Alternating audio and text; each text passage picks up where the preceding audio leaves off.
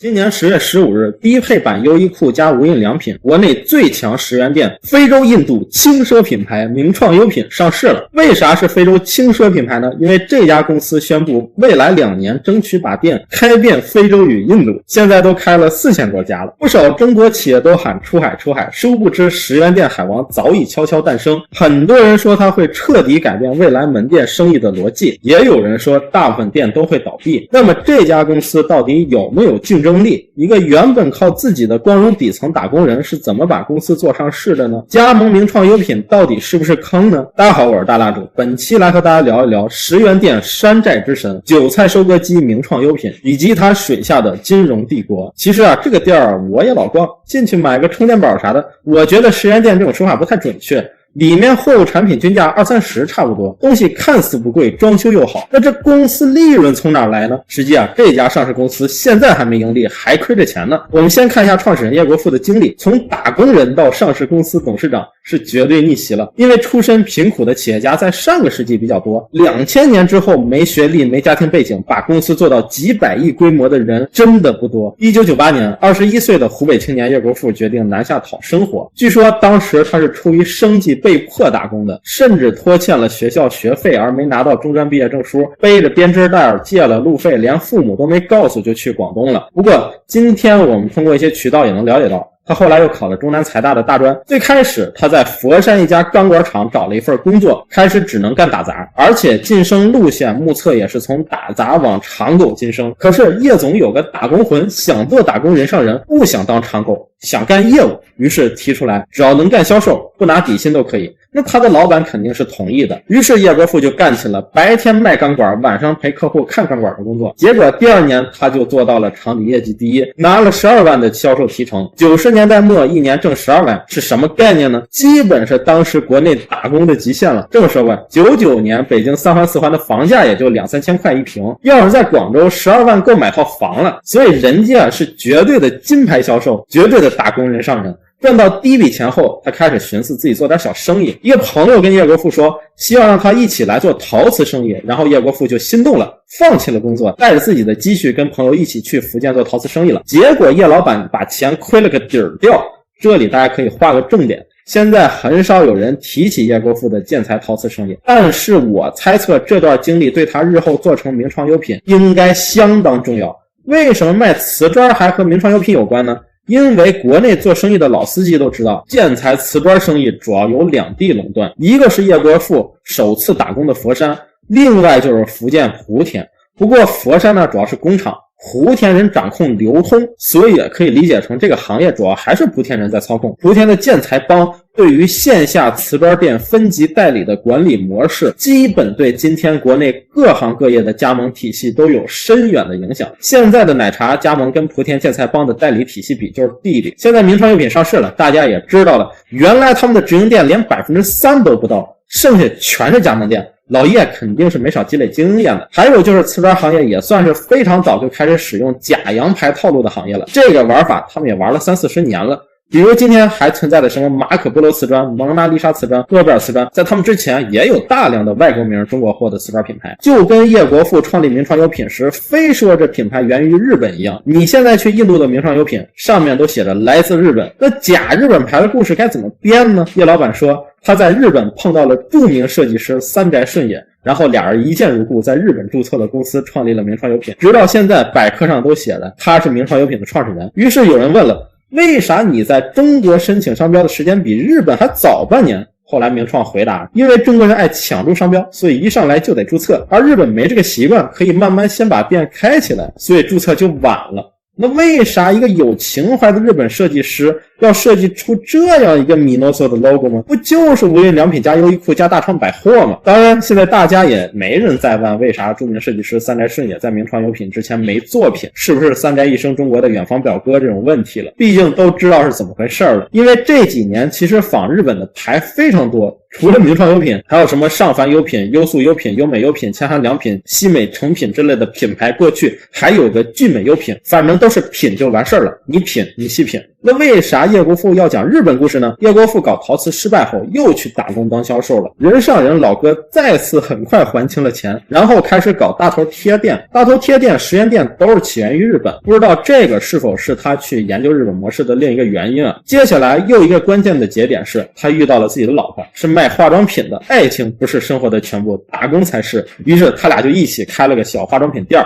结果这次越开越好，连续整了10几家，因为卖得好，把价格越做越低。据说有一天有个顾客买了说，哎呀呀，怎么这么便宜？于是叶国富就给这些店起了个名字叫哎呀呀，于是开始打广告搞加盟。当时差不多04年左右，在百度打加盟广告是非常非常便宜的，几乎不花什么钱就能保证输入饰品加盟弹出来的全是哎呀呀，获取一个加盟意向客户可能跟今天获取个电话号码的成本差不多，然后又花了60万请了当时比较红的影星应采儿做代言，后来也赞助了快乐大本营等一系列卫视综艺。2010年叶国富以1000万的天价敲定了 SHE 以及林宥嘉作为新的品牌代言人，接下来仅用了3年多，哎呀呀门店数量就扩张到了3108个，但是只有8家直营店，其余的全是加盟店，走的也是赚了算我的，亏了算你们的模式。这期间达成创投也投了他们1个亿，这个算是名创优品的前身，而如今名创优品依旧是 96% 以上都是加盟店。如果只看中国地区 99.7% 都是加盟店，搞加盟又能有钱又不占公司股份，等规模起来了再稍微让点股份，割投资机构韭菜。所以直到上市，叶国富依旧保持着 80.8% 的持股。大家要这么理解加盟或者代理，如果要是确实有核心技术的公司，使用加盟方式算是一种变相的融资，寻找代理也是为了用空间换时间。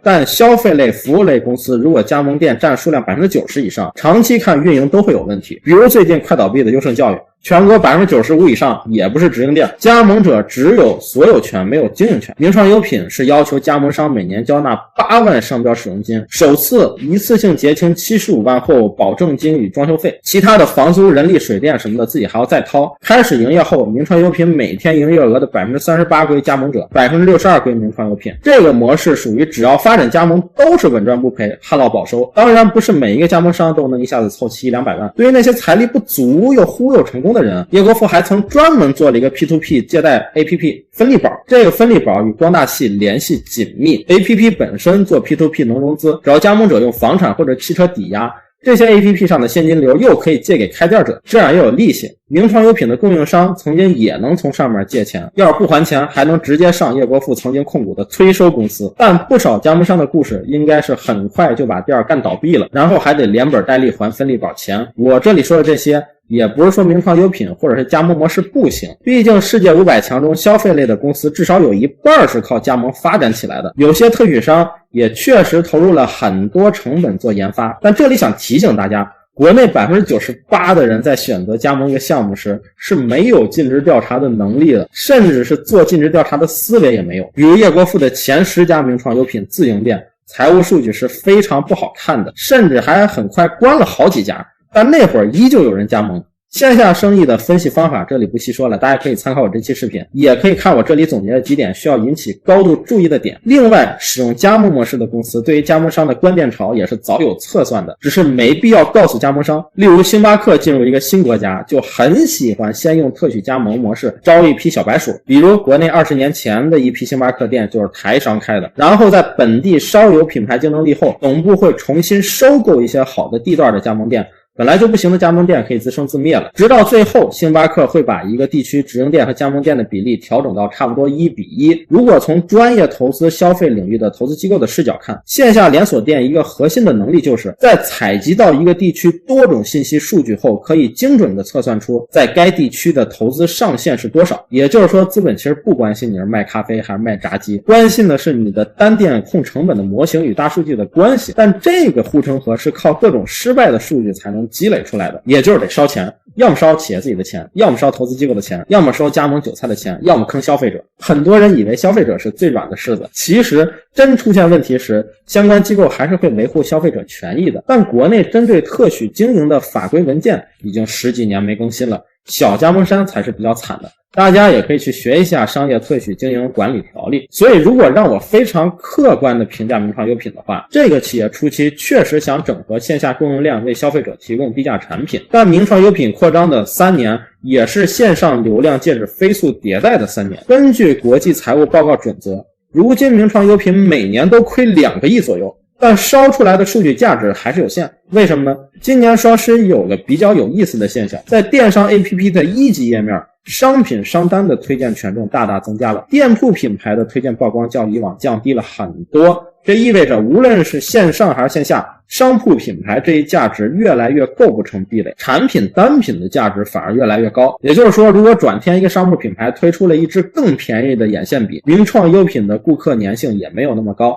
而且提供低成本产品的背后也有非常多知识产权和产品质量上的风险。比如名创在欧洲的市场收入份额最低只有 2%， 不是因为欧洲人不爱小饰品，而是那边的质检检测最严格。像国内搞茶叶贸易的，你要想把茶卖到欧洲去也是很难的。未来名创优品想化解如今极高的经营杠杆，更要面临很多新的挑战。近15年，国内特许加盟的火热在历史上也有痕迹。美国加盟产业有上世纪50、60年代迅猛发展的黄金时期，也有70、80年代鱼龙混杂的泥沙俱下。而纠正行业不良倾向，最终靠的还是法规的完善。缺少监管，只倡导商业道德，犹如空中楼阁。往更深度的层面讲，小微组织单元一直是经济的重中之重，可并不是每个小微组织都有自主创新的能力，只好靠加盟购买一个现成的商业系统。这个系统的合约平均以4年为一个周期，但这个规则的时长实际是对上个世纪没有互联网时代模式的路径依赖。